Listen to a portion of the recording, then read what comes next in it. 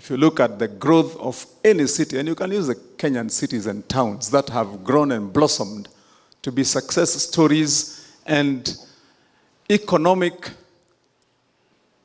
hubs for communities. One of the obvious principles, right from Mombasa all the way up to Nairobi, going to Nakuru, all the way to Eldoret, and finally Kisumu, is that they all share one common trait,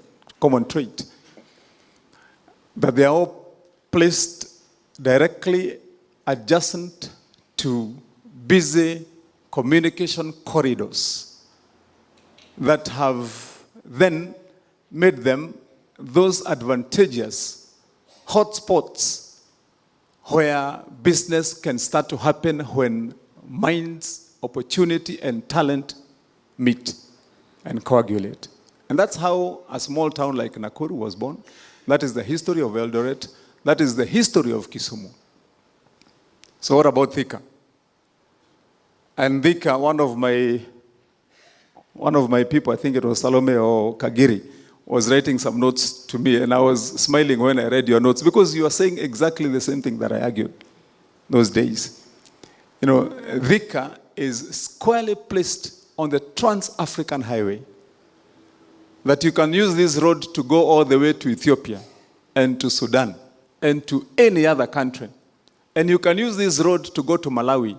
You can go to Zambia using this road. You can go all the way up to South Africa using this road.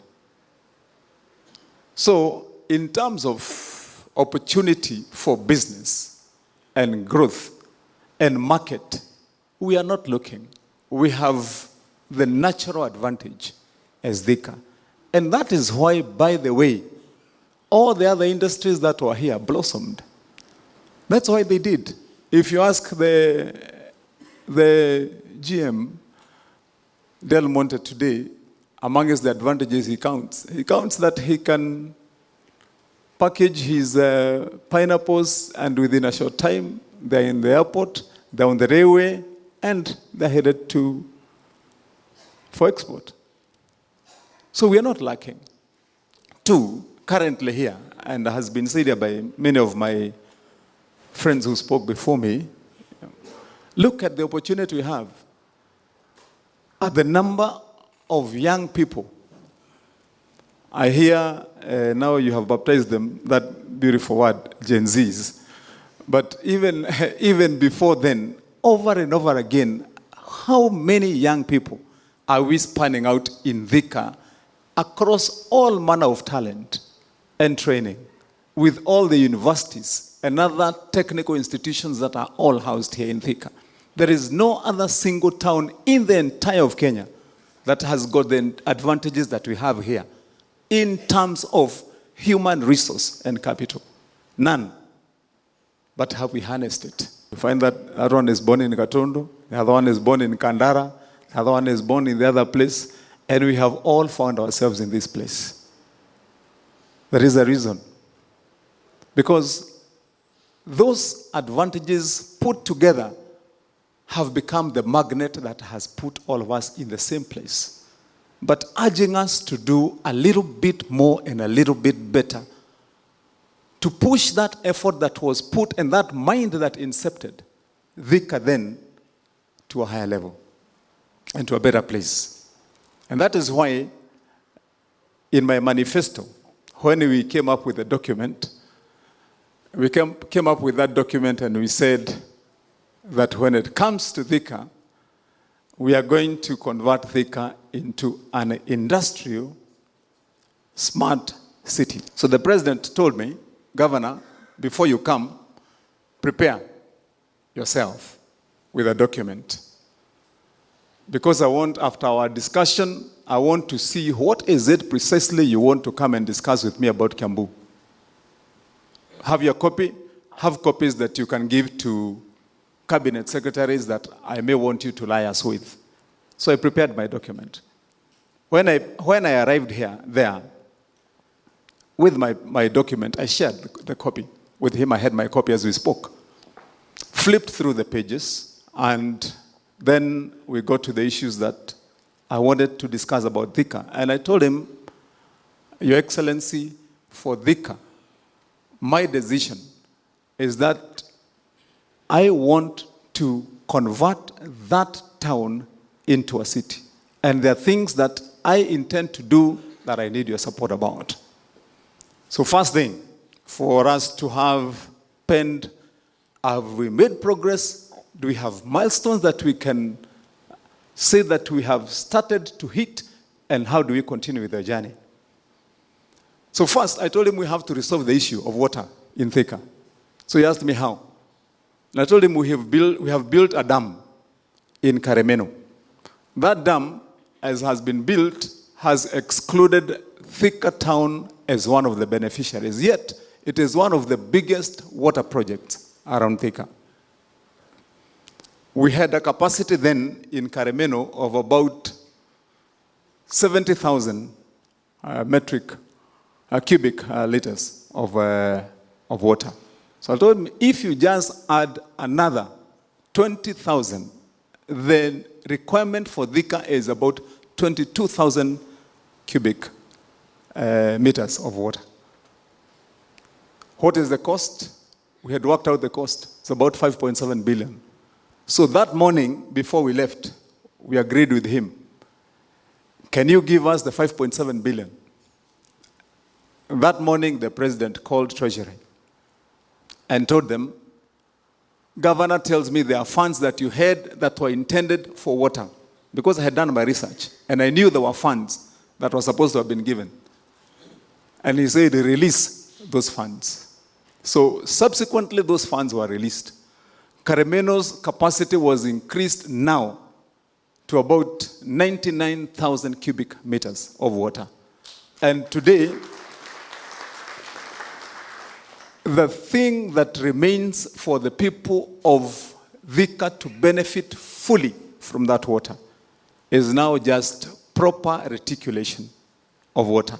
And that we are prepared to do. We have set aside funds to ensure that that reticulation happens and water rolls down. 2, then I told him, we cannot have a city in Thika if the chaos and mayhem we have when you just approach Thika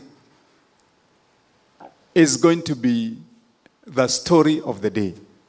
And I told him, the other thing that you can help us with is give us funds to dual this road from where we exit the highway, all the way down past to the small town called Kolping as you head towards Garissa. We worked out the cost. He wrote a note, sent it to the ministry and to Kenha, and sent me the copy of the document. And as of now, most of you know, those that have followed up, that indeed the research, the drawings, and all the other preliminary stages of dualing this road have already started, and mapping has been done. What now we are waiting for is just the funding to have this road dualed all the way down, and we'll have a smooth highway down all the way towards Kolping. That's our second step. We have allocated sufficient funds to ensure that we deal with the issue of proper lighting in this county. You heard when one of my officers was speaking here and said that when I decided to have the policy that requires that all public lighting be solar in Kiambu County, we had a bit of backlash. Because after launching, 2 weeks later, most of our facilities went dark. Because Kenya Power then was of the mind that we have denied them business, so they want to fight us back. They went disconnecting some of our facilities. Yet, of course, as you know, some of the facilities, public hospitals and others are still reliant on grid power.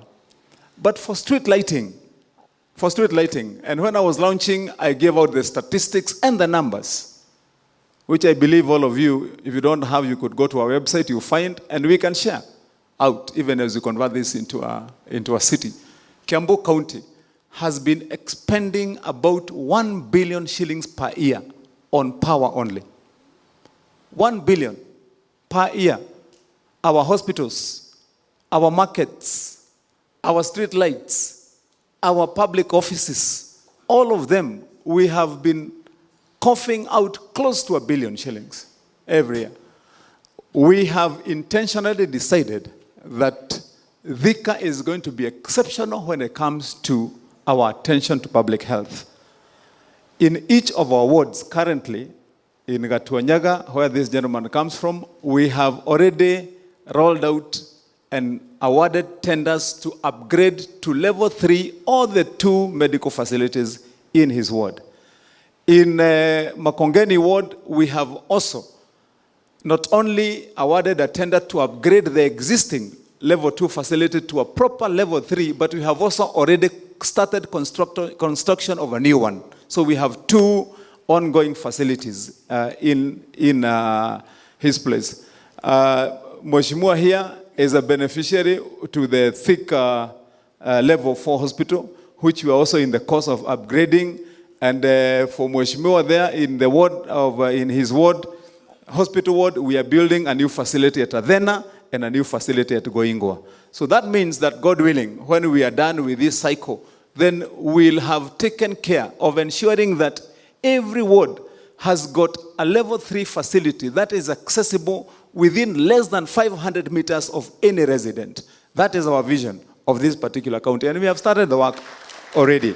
In trade, before we could even fly the flag, we started with this gentleman here. And when I took my first tour to Thika last year, I was amazed to find that you have got such a high number of our traders and women who are doing one of the most beneficial businesses, actually the hub that supplies almost all the non-perishable foodstuffs in the entire of this county, of this town, in his market, Jamhuri, that those women live under deplorable conditions.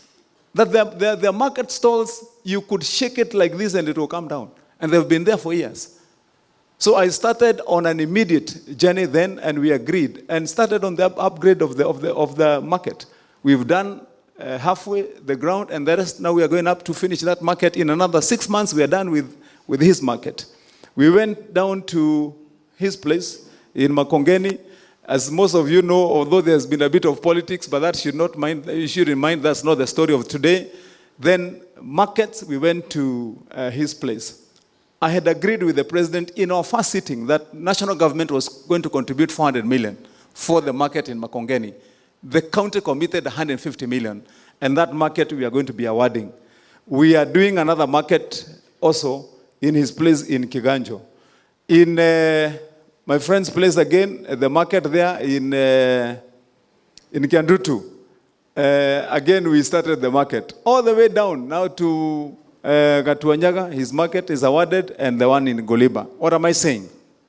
That in trade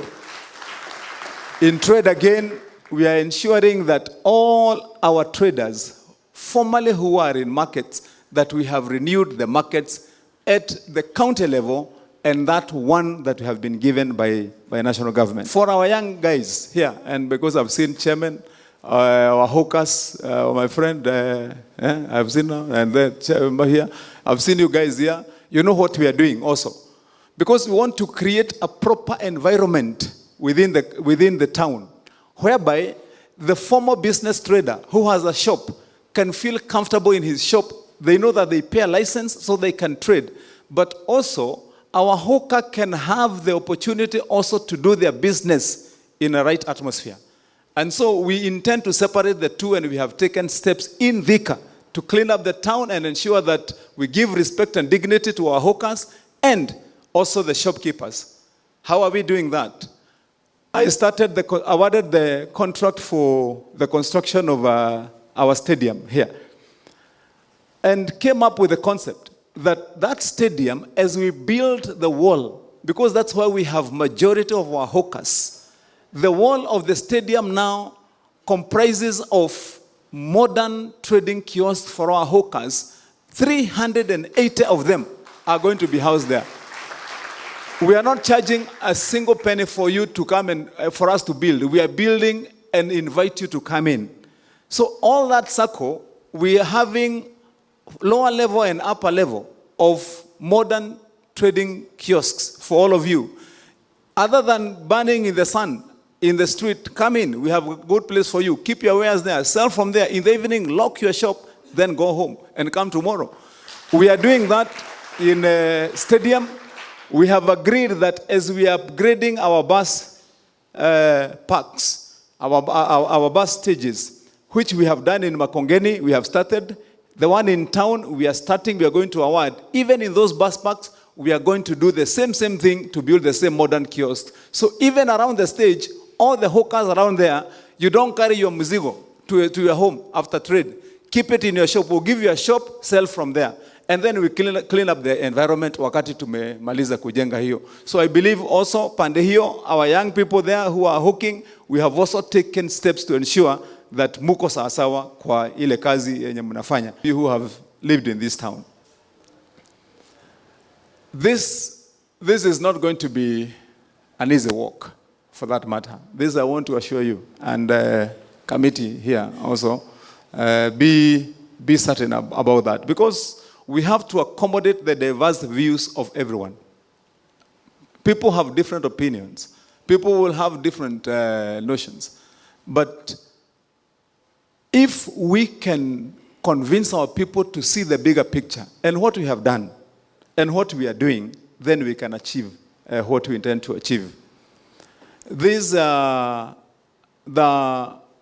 prison here, I had a conversation with the president, and we have also agreed then that we have learned that we agreed and signed with Del Monte to cede 690 acres to the county, which was already done. And we had an extra 100 acres before. In the allocations for the land that we have done out of what the county government got, we have allocated 30 acres to accommodate this prison and move this prison from the CBD out there to out there. So that this land that is in the CBD can be used for more valuable and useful development to deal with the actualization of the city. Just around there, as most of you know, then we have the housing that is ongoing, and I think I agree with what Mheshimiwa Njiro was saying, with the teams, that the people there that have owned and lived in our estates. We are going to also have a conversation with you, the house owners, who have been tenants of the county, and we'll agree on what formula do we develop, or do you develop the houses such that you can also have your own home within your city. Tuko pamoja jameni, watu wa Jamo Foster na wengine, because I know that has been a big debate again, that people are going to be kicked out, people are going to be expelled. There is no one who is going to expel you from your own home. You have been here. And I want to take you from what my friend there was saying, when wakati na nyinyi ni watu wakubwa mlikuwa mnadanganywa kama watoto namna gani bwana. You know, those lies that were there before, that ati Thika ikikuwa city, mkate itakuwa shilingi 200. And you ask yourself, kwani mkate Nairobi ni pesa ngapi? Nairobi is the oldest city in this country. Bread still costs the same cost of bread anywhere else in the country. So those stories that people spin around, that this is going to be expensive, we cannot wish our people to live in slums. We want to upgrade those slums, and we have an elaborate program to remove our people from slums. But even in Nairobi, there are slums. Ama namna gani? There are still slums in Nairobi. The work we have to do is to lift our people from that poverty and give them a better life. That's what we are saying. We have very elaborate programs with Waziri here, under 2 programs. One program is called KISIP. And where not only are we issuing title deeds to all those that are in the slums, we are due to issue more than 1,000 title deeds to all those people that are in informal settlements, the so-called slums. Now, what does that do?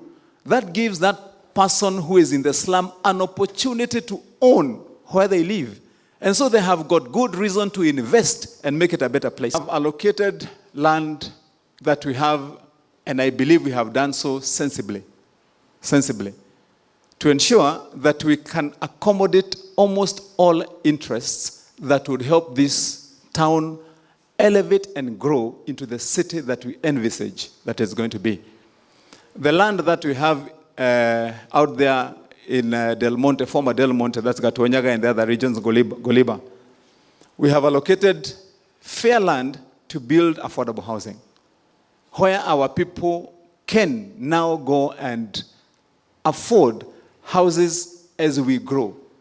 We have allocated enough land to accommodate industry, investors, and I'm sure all of you are sold on this particular point, that the number of young people, men, women, and even elderly who are employed by Del Monte today, if you had another 5 Del Montes in Thika, how many young people would be benefiting? Hundreds of thousands, for that matter. And that's why we are accommodative of that idea, that the land we have allocated there, about 350 acres for the EPZ, is going to bring in employment for our young people. We allocated a strip of land also as we grow, so that when investors come, and even ours who will grow from here, that we can make it a reality, that an investor can fly their fresh produce or even their produce from here in Thika without having to go to Nairobi. And that is why we have allocated land for an airstrip there, that you can land a cargo plane there and take off with your produce from here in Thika, right there in Del Monte. So I want just to assure you on that one very thorny question of the land, that we are operating completely above board.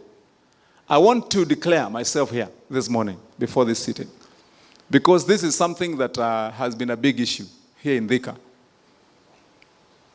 And I've said it before in other public forum. Part of the challenges you have been seeing me going through as a governor with other legislators started because of my stand and position that there is no public land that is going to be handed over or given behind or under the table to any person, elected or powerful or influential, if that land does not belong to them. Public land is public land, and that is my position. That's my position. And I've had to go through hell, if you like, because of that. But I'm ready for more hell. But we will take that position until the end. And if God gives me another 5 years, I will say gladly, thank you, Father. Thank you, God. And I will live the other 5 years with the same policy. Because, as Muse said, if you ask Muse today when they fought for freedom, how many acres of land he took, he only has what he worked for up to today. That is when people would have grabbed land. Today, I have put my foot down. That Del Monte land is part of my problems, even today. Because there are people who, when that land was given, thought that it is the easiest land to grab. I said, no, it is not going to be grabbed. I am not going to leave office and leave a rotten record under my head or my banner. Let anyone who wants to grab it after I'm gone. But God willing, we will have put it to use that it is not going to be taken by anyone. And that's my position. That's my position. Our committee here, please accommodate every view. Every view. Nothing is so hard to negotiate or discuss. Even the most radical of thoughts. Thika is a community for all. And I want to say that as the governor. This is not Kikuyu land. This is not Luo land. This is not European land. This is not Kamba land. This is land for our people of Kenya in Thika. And so, accommodate everyone's view in this town. In this town. Ensure that you listen to everyone. Because that is the community we are today, gentlemen and ladies. And those of you that have still not been sold to this idea, we better get used to it now. Hapa tuko na Wajaluo, tuko na Waluya, tuko na wazungu kama hawa, tuko na Wakikuyu. For us to grow a community that works, it has to be and carry the banner of the Republic of Kenya, our land, the one that Gitu Wakahengeri fought for, the one that was fought by our people. So let us also not have those small sectarian views that say sisi tu hapa na pale. These accommodate every view as a citizen of this republic who is a resident here in Thika. If we have to discuss to expand boundaries, as was being asked by DG, then we would not refuse if Muranga offers us more land to go across the road, and say that they want to be a part of, Thika. We'll be happy, But if it still remains there, just as happens in all other establishments, the activities and all the benefits that will be here will benefit those that are far and wide. Somebody in Garissa, somebody in Sudan will be happy because they know that when they arrive in this place, they're in the city that they want to be and they can transact all their businesses here. So I want to thank all of you for having come this morning and ask my friend Sylvia to lead the team well of our ad hoc committee and do so. I want to also say to you that we'll be interacting with Sylvia and her team. Sylvia has the capacity to lead this team and do the work that we did. She happened to have served in Senate when I was in Senate with me. And when Nakuru brought their charter and their city request, we were together in Senate that particular time. And of course, all the rigors and battles and whatever we did together. And until finally, we gave Nakuru a city. We have no excuse to be beaten in this race by Eldoret, unless you people want us to be beaten. Hakuna sababu yenye Eldoret wanafaa kutushinda kwa hii kazi ya kuhakikisha kwamba tumepata city yetu ya hapa watu wetu wa Thika. So do what you have to do, Architect Kasanga, and you have a good team upon our political leaders locally. Support this team to the best that you can because you're here so that they can achieve. And I'm sure, God willing, once this is done, we will look back in history. The way all of you, I could see how mesmerized all of us are when Mzegetu is speaking. Because you want to hear the story of a hero. And so how will it be when you count yourself as one of those heroes who sat here this morning and along the journey enabled that we realize this dream, that now we have a city in Thika that has transformed the lives of so many people, even those that you will never see in your lifetime. So that's my request, that tushikane pamoja, tufanye hii kazi imalizike vizuri, na tupate city ya sisi wote kwa hii Thika yetu. Si tuko pamoja jameni?